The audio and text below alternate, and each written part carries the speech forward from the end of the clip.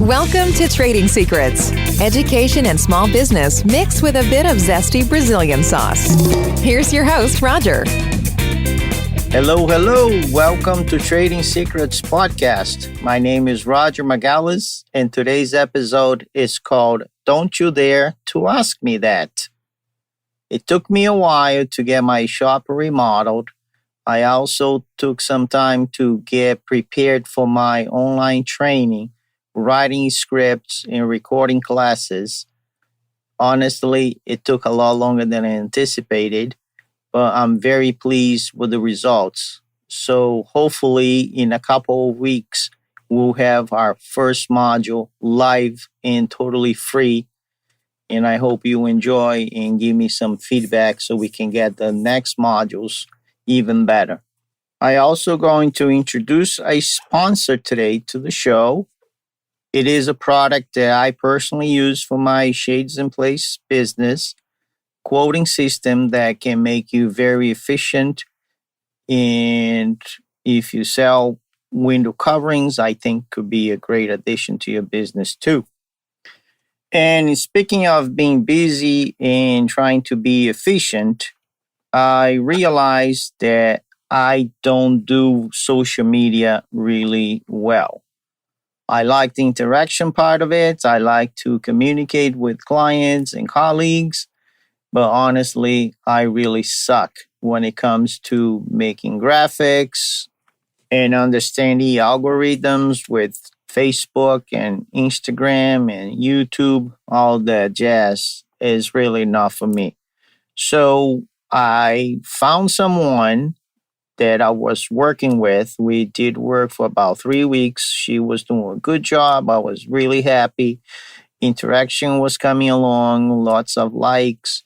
And for a reason that I still don't know why, she just vanished, disappeared, didn't respond to emails anymore. I was kind of, what the heck?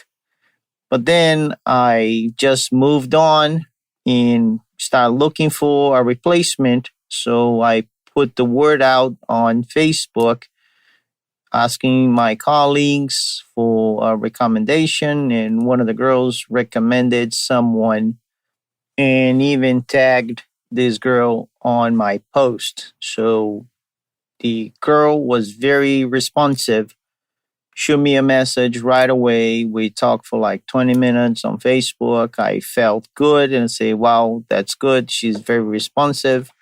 I asked if she had any experience with the industry. She said no, but I learned very quick.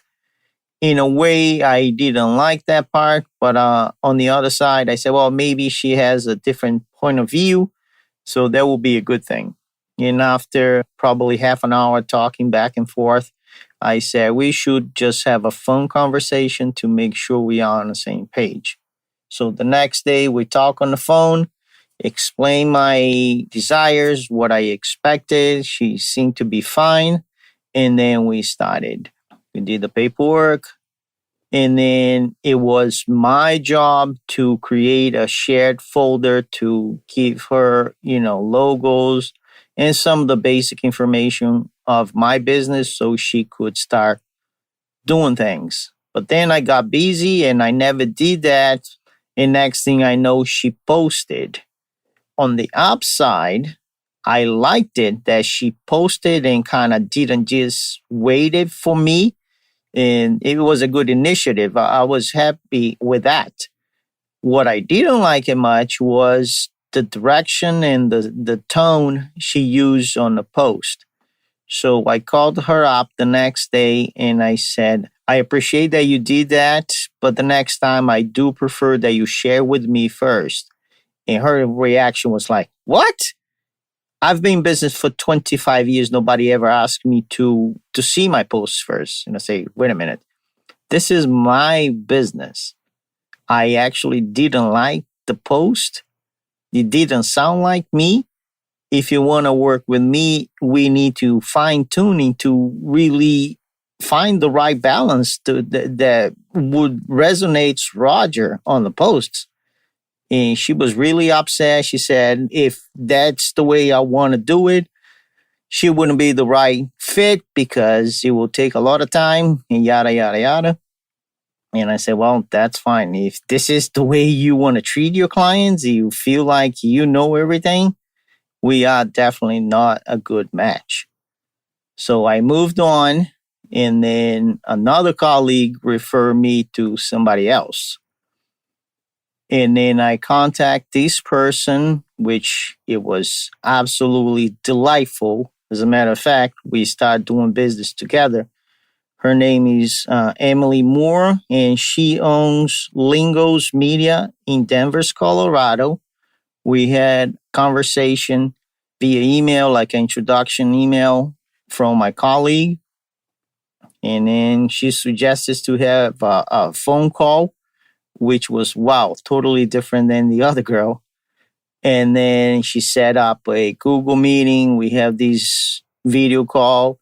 She brought in one of her colleagues. Her company's big, it's like 30 employees or so. Kind of try to understand my needs, try to understand what I'm trying to go. Totally different from the previous girl. And she was very upfront with the way they do business, asking my input. And I was very, very happy to the point that we committed in working together. And it is totally different. So after the break, I will explain to you why Emily's approach does matter for you that are in the service industry. I'll be right back. The Trading Secrets Podcast will be right back. As a business owner, you're dealing with inefficiencies every day. Whether it's quoting, ordering, managing staff, booking, there are so many areas you know you're wasting time and losing money. But you could solve many of those problems with just one piece of software. SmartPad Pro is a platform for window coverings dealers that literally does it all. Its founders created it to use in their own window coverings business, then spent years refining it to serve dealers all over the world. Just some of its unique capabilities include the ability to build out all brands, including your own private brands, which the SmartPad team will manage for you.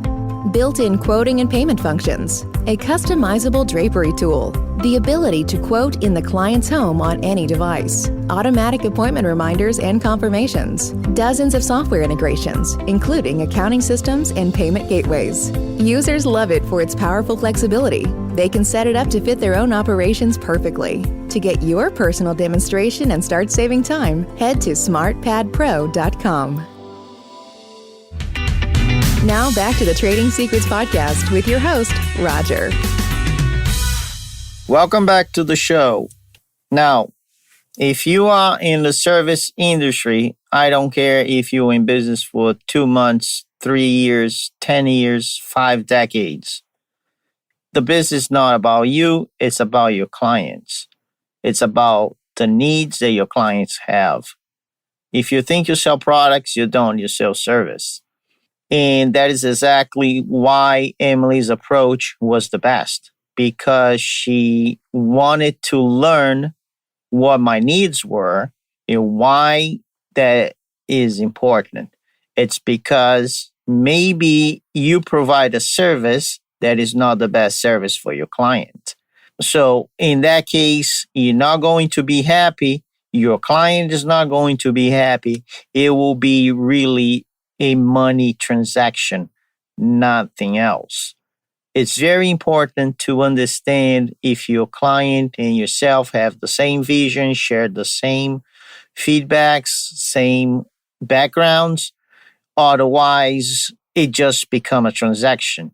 One of the reasons I have over 600 5-star reviews is because I don't go for the money. I go for client satisfaction.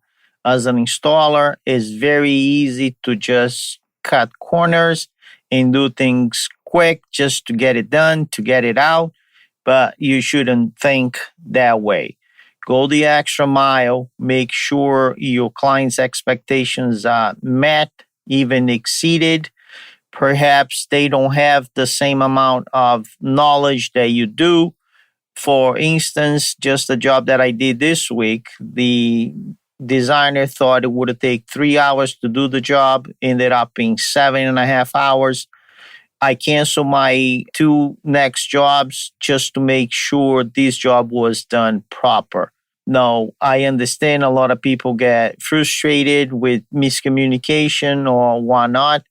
If the client is worth it to keep, explain, educate them, use this opportunity to discuss why things didn't go well, offer your service. Maybe you want to offer a measurement service. So you come and do a second round, make sure things are not missed.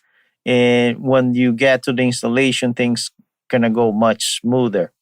So keep that in mind. Focus on happy clients. Money comes in second. I know it sounds crazy, but it is a long time investment. Do the work up front, do the best you can. Eventually, money will follow. If you create and build a nice reputation for your business, if you work for someone, just don't focus on the overtime. Don't focus on, I need to get paid for these. Just do your best, and absolutely, people are watching you. You are building a long-term reputation for yourself. The same way Emily did and exceeded my expectations. Now I'm just a happy client with a long-term investment in that company. And that's exactly what you want to do. In the meantime, keep your head up, focus on the long term, and keep living your dream. Until next time, thanks for listening. Take care. Thanks for listening to today's show. Please send us your comments and suggestions to improve your overall experience. Also, make sure to subscribe to our Trading Secrets newsletter via www.tradingupconsulting.com and tell your friends either by word of mouth or via Facebook, Instagram, and Twitter. Until next time.